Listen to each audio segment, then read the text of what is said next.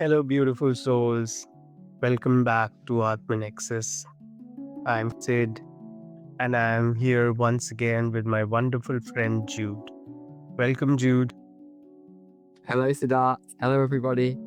This is episode 10, and today we are exploring a topic that almost everyone has heard about, but very few understand. What meditation really is beyond breath into life.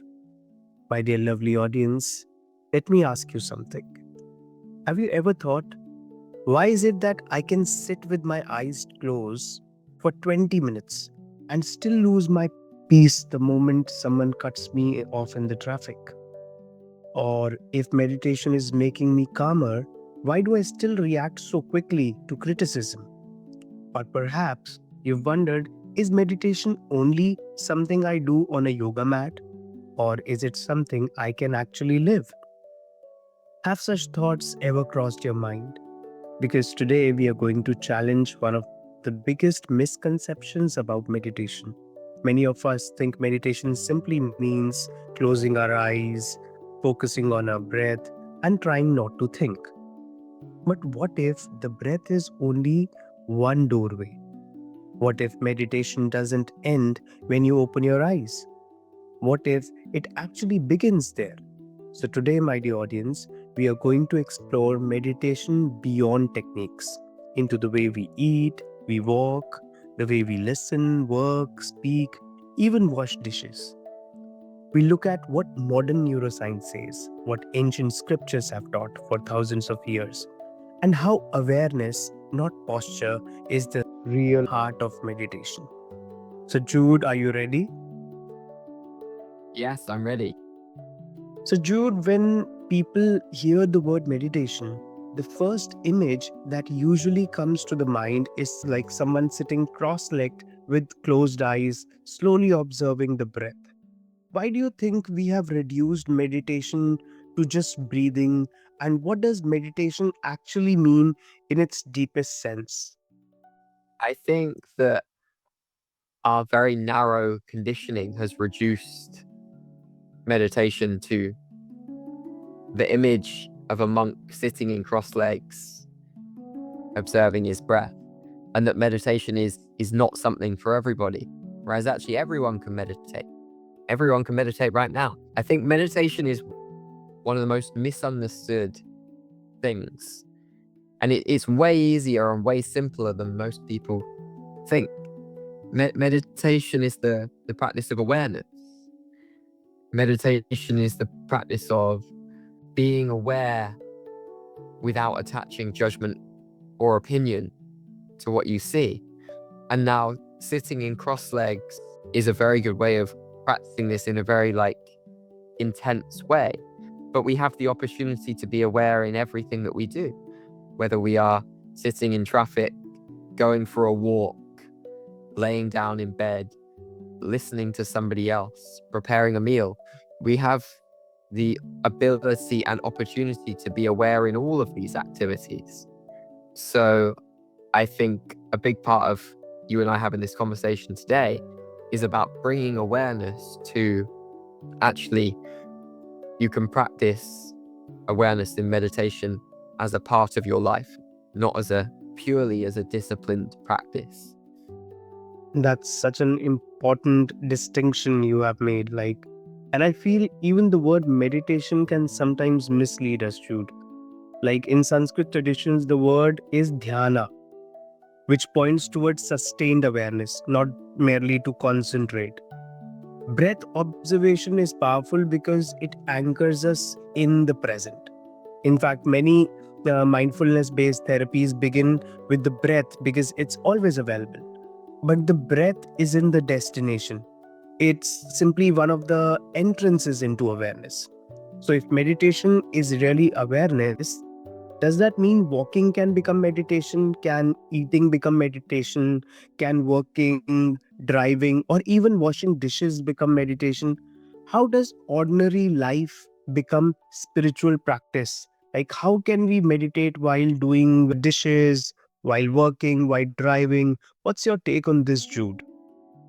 Yes, I love this. And this is something that has come into my life progressively over the last few years, and now is just becoming more and more part of my life. It's like, I'll give examples. I like examples. It's like when I'm going for a walk, I can go for the walk, but if I breathe in and out of my belly and I'm aware of my breath, it anchors me in the present moment. And as long as I'm connected to my body and connected to my breath, the mind naturally goes quiet in that process, and I'm able to see the beauty all around me. Or say, preparing a meal. Even if there is resistance within me or resentment within me that I'm having to do this now because I'd rather be doing something else, being aware of that resistance or resentment within myself is the practice of awareness, of meditation. Becoming aware of our feelings in any situation or experience, we are practicing meditation.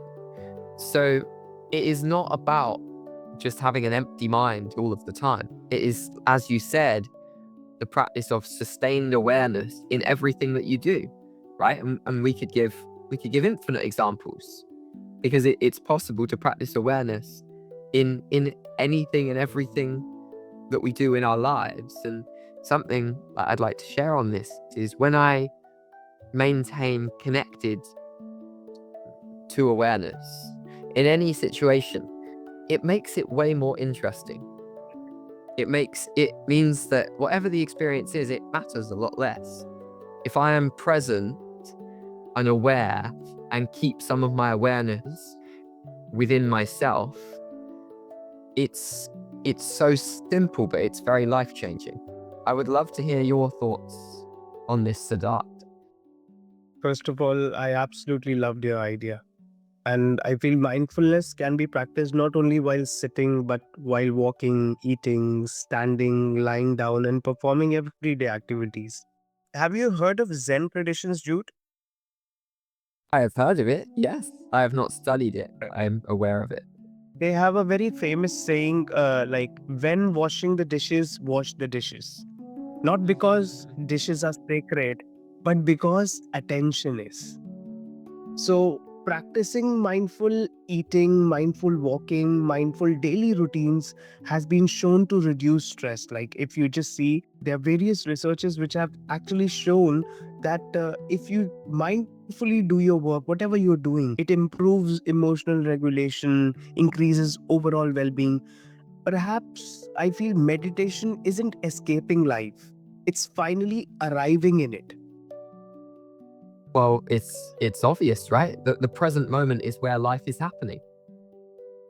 If I give you an example of the Bhagavad Gita, so the Bhagavad Gita doesn't constantly tell Arjuna to leave the battlefield and meditate in a cave. No. Krishna teaches him while he is fully engaged in life. The teaching was there, happening, when he was fully engaged in the scenario of life. And do you think that's also teaching us something about meditation? Like, there is a verse in the Gita which coming to my mind, and I think you must have also heard about it from Manavji. When established in yoga, perform your duty. Like, while being in yoga, perform your duty. So, yoga here isn't merely a posture, it points to inner steadiness while acting. Krishna never asks Arjuna to abandon the action, he asks him to transform the quality of his awareness.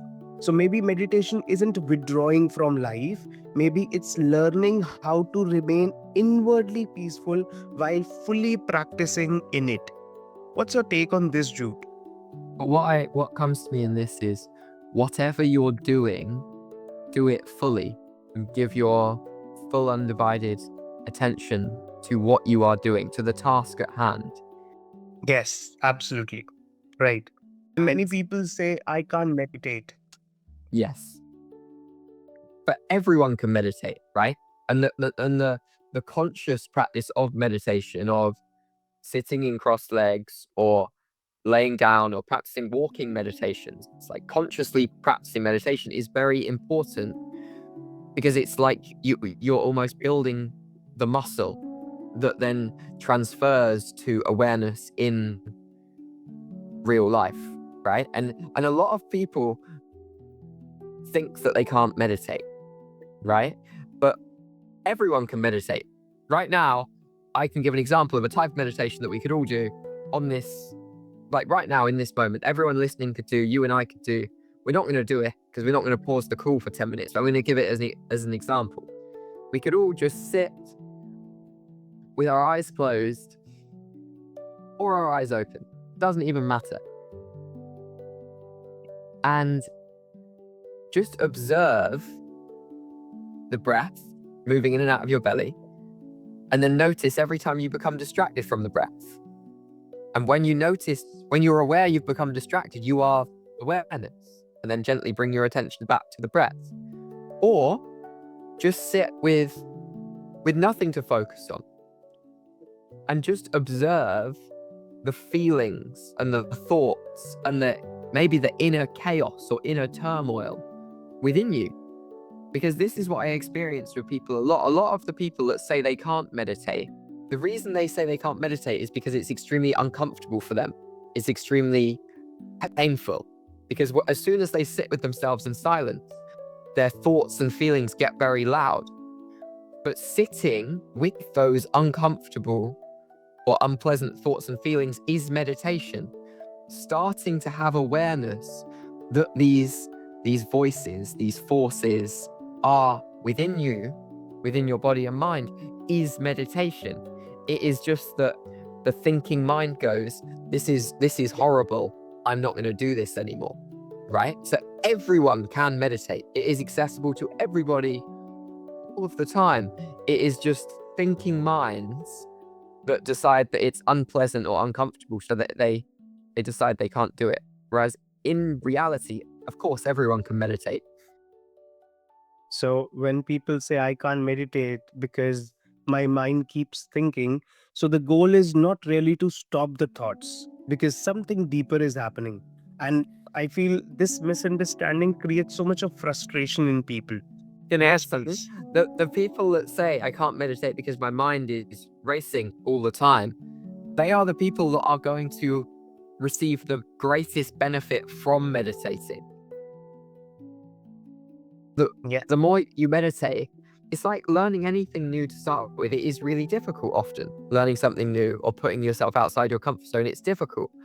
But what meditation gives you is space between you as awareness and the thoughts. If you never meditate in your whole life and you think that you are your thoughts, that is your reality. Whereas meditation starts to separate these different parts of ourselves, so we can see ourselves and understand reality fundamentally more clearly. Because it is not about stopping the thoughts forever. Everyone has thoughts. Yogis have thoughts, monks have thoughts, enlightened beings have thoughts. Meditation is not about never having a thought again. That, I think, puts so many people off meditation. Whereas what I see in this is that a huge part of this, and where we could help people, is to understand that meditation shows you that you are not your thoughts. Meditation helps you understand who you truly are. Once you meditate enough, something will click when you realize that I am observing these thoughts. I am not a slave to these thoughts. I do not have to act upon these thoughts.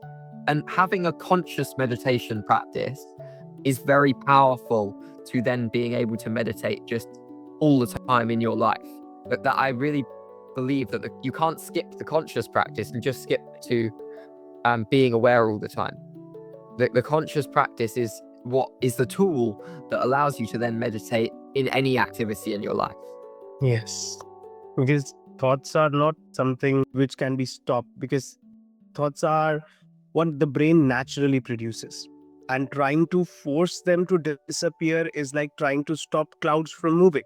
So, meditation is less about controlling the thoughts and more about changing our relationship with them. The thoughts may still come, but we become less trapped by them. And Jude, sometimes we meet people who meditate every morning. Like if I talk about myself also, I meditate every morning. Yet many people, after meditating in the morning, they remain impatient, reactive, or judgmental throughout the day. Can someone meditate daily and still not actually be living meditatively? Yes. Yes. If you see it as just a task, if somebody sees it as a task, I meditate for 20 minutes in the morning and then I forget about it completely. And then I just go back to all my old habits, old patterns, old way of responding. Of course, it's never going to bleed into your life. Whereas the purpose of the practice is to enhance your quality of life. It's like the reason I meditate is not to be good at meditation. That would just be vanity or ego. The reason I meditate every day is because it makes my life better.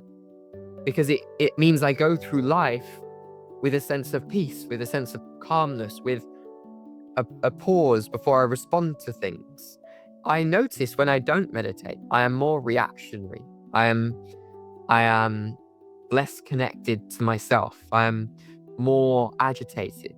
Like, meditation is not something that you get a prize for or that you can brag about to other people. It's something that you do for yourself because you want to improve your quality of existence. And like fundamentally, obviously, meditation is at the root of so many spiritual practices, and we could take this in many other directions, but I don't think we're going there today. I think this conversation is more about like an introduction to meditation and what meditation actually is and what it means for the everyday person and their life. Yes. And I feel meditation isn't measured by how long we sit. It's reflected in how we respond, how we listen, and how we speak, how we disagree. Even disagreeing gracefully shows like you're conscious. How quickly we become aware that we have lost awareness. If meditation only exists on the cushion, it hasn't yet entered your life, I feel. And for someone who's completely new, now the people who are listening, so there might be many people who would not have done meditation before.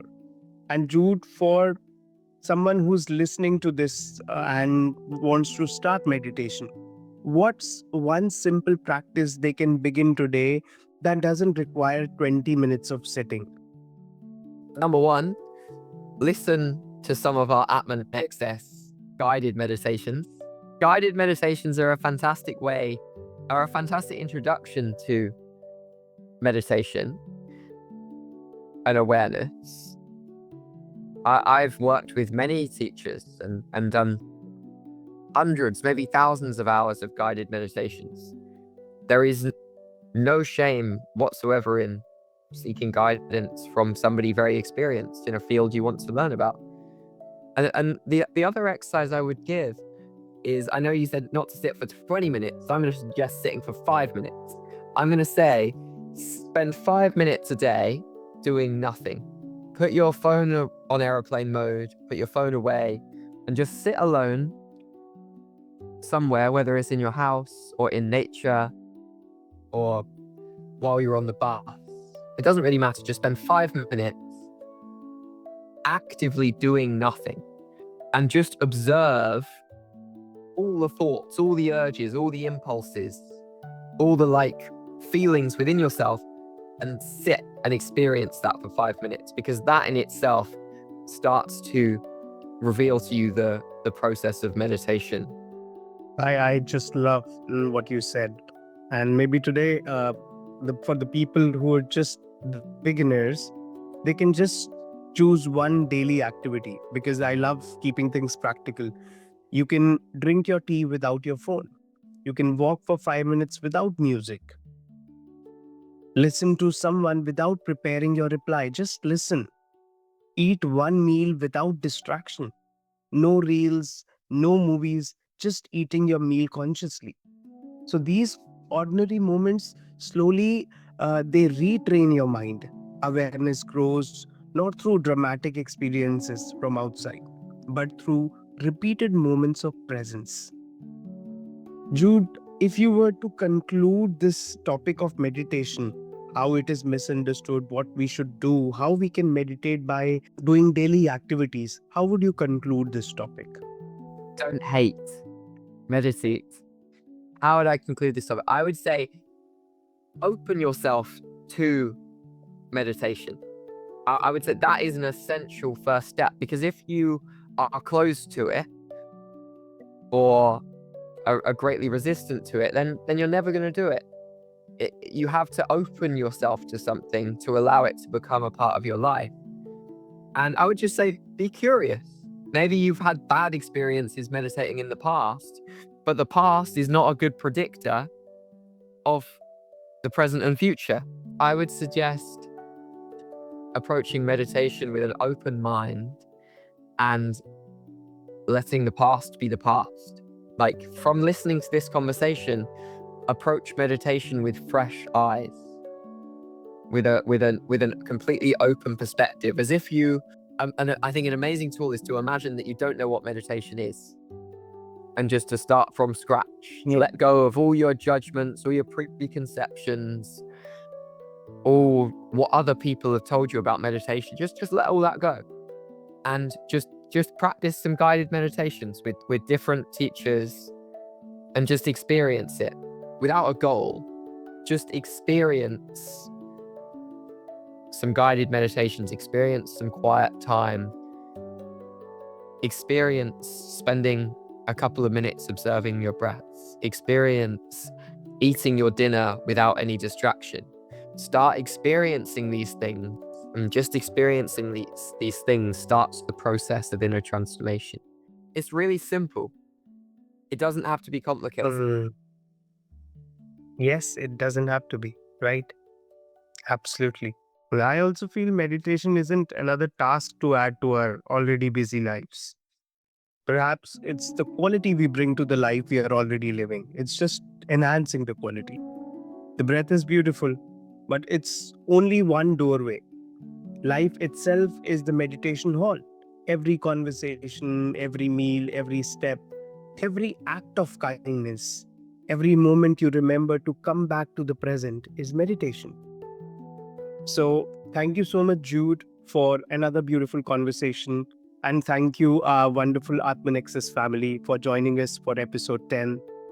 And if this conversation helped you look at meditation differently, do share it with someone who believes meditation is only about sitting silently.